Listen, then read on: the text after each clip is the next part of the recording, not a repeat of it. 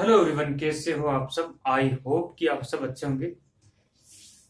आज की इस वीडियो के अंदर हम डिस्कस करने वाले हैं दोस्तों सार्क कंट्रीज के बारे में। सार्क यानी कि दक्षिण एशिया देशों का एक संगठन है। ठीक है, तो एशिया महाद्वीप है, उसके अंदर दक्षिण एशियाई कंट्रीज है। ठीक है, उनका एक संगठन है। भारत भी उस संगठन का हिस्सा है, उसका सदस्य है। तो उसके बारे में बात करेंगे आज की इस वीडियो के अंदर।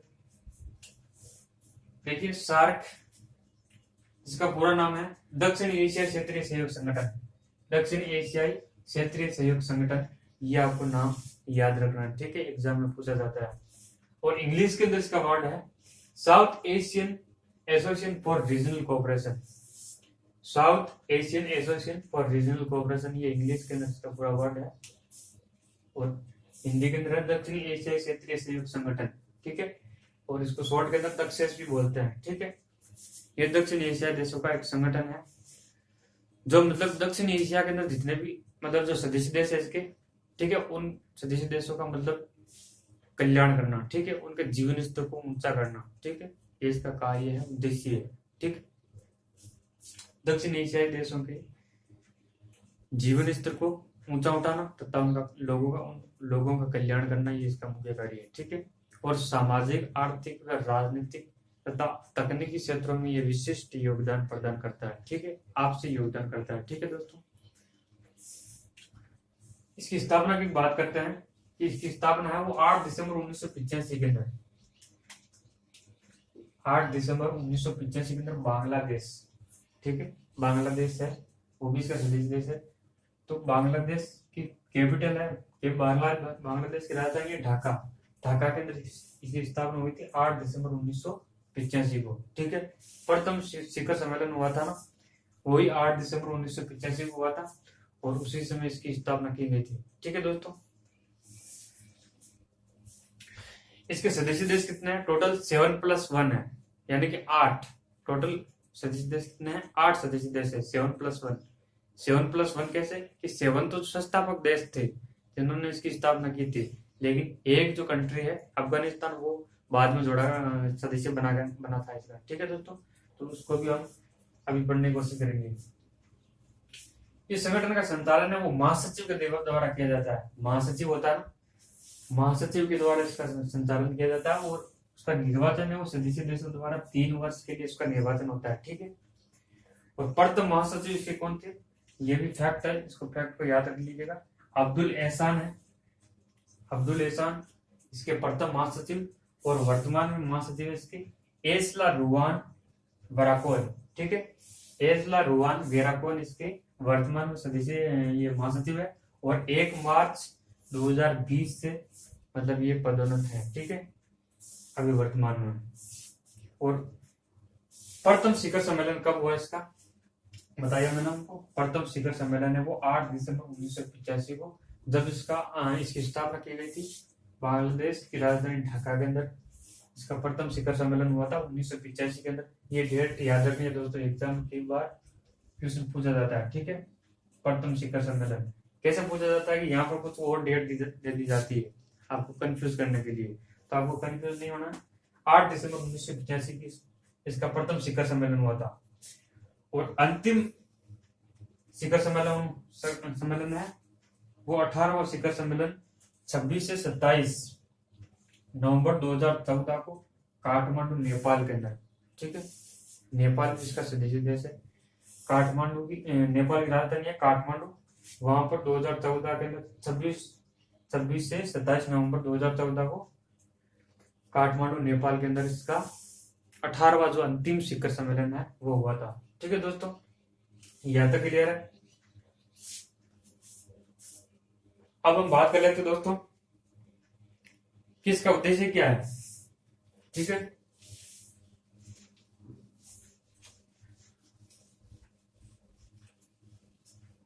इसका निर्माण करने का, इसकी स्थापना करने के पीछे क्या रीजन था, उद्देश्य। देखिए दोस्तों, पहला इसका उद्देश्य है दक्षिण एशिया के अंदर जितने भी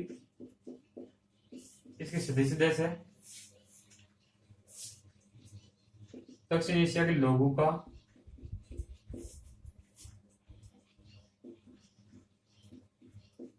कल्याण करना, दक्षिण एशिया देशों के लोगों का कल्याण करना और उनके जीवन स्तर को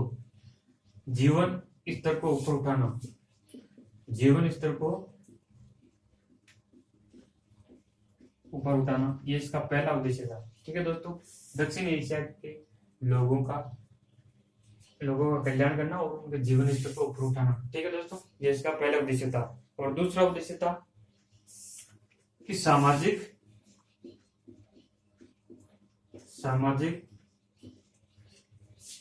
राजनीतिक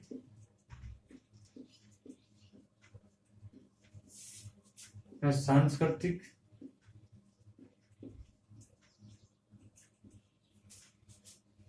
तकनीकी क्षेत्रों में योगदान देना,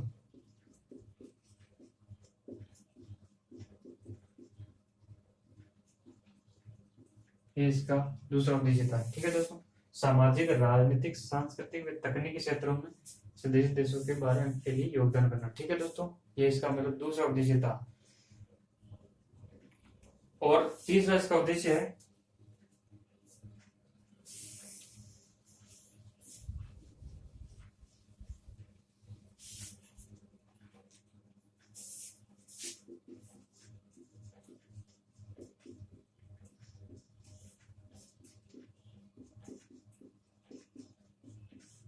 दक्षिण एशिया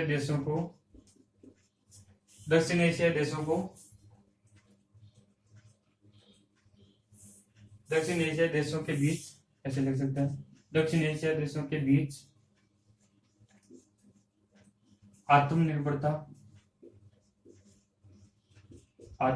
बढ़ाना। ठीक है, जितने भी दक्षिण एशिया देश है, स्वदेशी देश विशेषकर, उनके बीच आत्मनिर्भरता को बढ़ाना, सेल्फ डिफेंस। ठीक है, वो स्वयं अपना मतलब विकास कर सके। ठीक है, इस चीज पर जोर देना।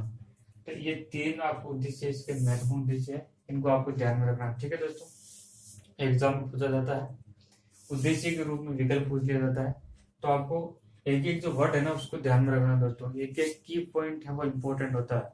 ठीक है,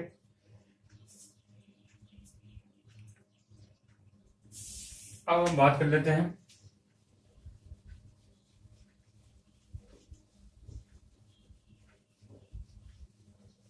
इसके स्वदेशी देश कौन कौन से है, वो हम लिख लेते हैं। वाट स्वदेशी देश कौन कौन से है वो लिख लेते हैं। देखो, भारत के संस्थापक देश है। ठीक है, भारत, पाकिस्तान,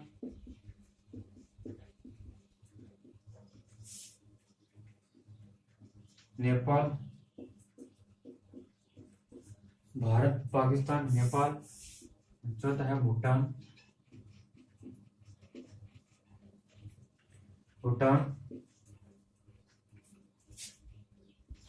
पांचवा है बांग्लादेश, छठा है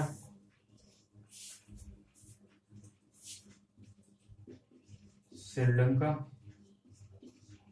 और सातवां है मालदीव। ठीक है, सातवां है मालदीव। ये इसके 7 संस्थापक कंट्रीज है। ठीक है दोस्तों, भारत, पाकिस्तान, नेपाल, भूटान, बांग्लादेश, श्रीलंका और मालदीव।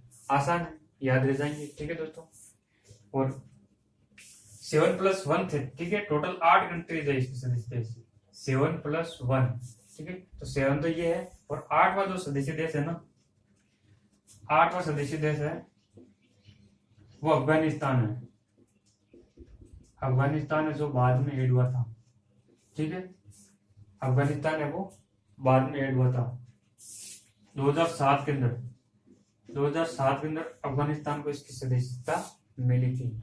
तो ये टोटल 8 कंट्रीज है, इसको आपको ध्यान में रखना है। इजी है दोस्तों, अगर आपको मैप के बारे में थोड़ा बहुत नॉलेज है, ठीक है, ज्योग्राफी के अंदर आपने मैप को अच्छी तरीके से समझा है, तो आप आराम से मतलब इनको पहचान लोगे। ठीक है दोस्तों, दिमाग में अपना आप आ जाएंगे, एक बार आप पढ़ लोगे ना, दिमाग में अपना आप आ जाएगी, हाँ ये देश है, कौन सा, कहाँ पर है, ये कहाँ पर है। वैसे मैं आपको मैप, थोड़ा बहुत आपको मैप के जरिए आपको बता देता हूँ कौन सा देश है, उसकी लोकेशन कहाँ पर है, ताकि आपको अच्छे से समझ में आ जाएगा। ठीक है दोस्तों, मैं इंडिया का मैप बना रहा हूँ यहाँ पर, थोड़ा सा प्रॉपर तो नहीं बना पाऊंगा।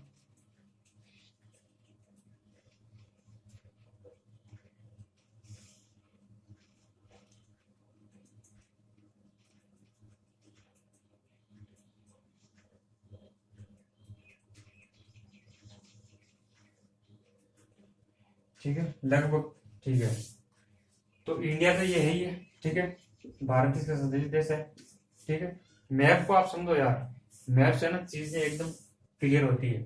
और पाकिस्तान यहाँ पर आ गया, इसका पड़ोसी देश। ठीक है, पहले से ये चीज समझो कि आप दक्षिण एशिया, तो भारत है, और इस भारत के जितने भी पड़ोसी देश है ना, वो इसके सदस्य देश है। ये बात क्लियर हो जानी चाहिए। दक्षिण एशिया के अंदर ये आता है। ठीक है, और दक्षिण एशियाई देश ही है इसके अंदर। तो भारत तो ये हो गया, पाकिस्तान ये यहाँ पर हो गया, भारत का पड़ोसी देश, सदस्य देश। और नेपाल ये यहाँ पर आ गया। ठीक है, नेपाल, और इसके पास में जस्ट भूटान है, भूटान। और ये बांग्लादेश तो यहाँ पर है ही। ठीक है, आपको पता है बांग्लादेश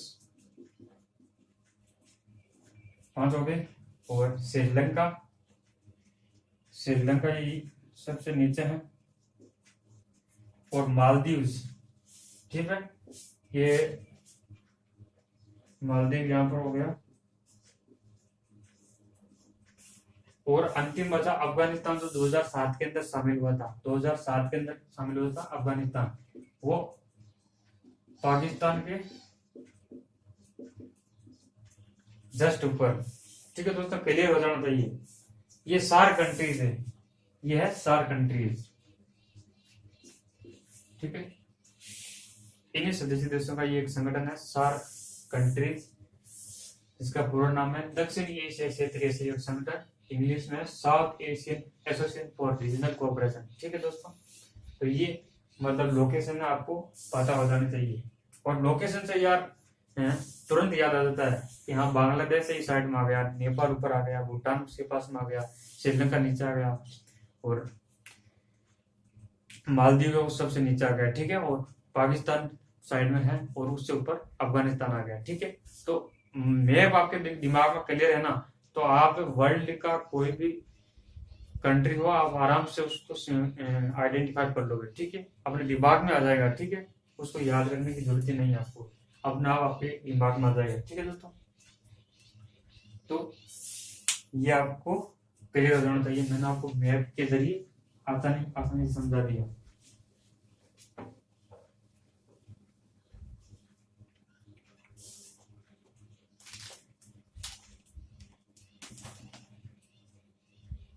अब हम बात कर लेते हैं दोस्तों,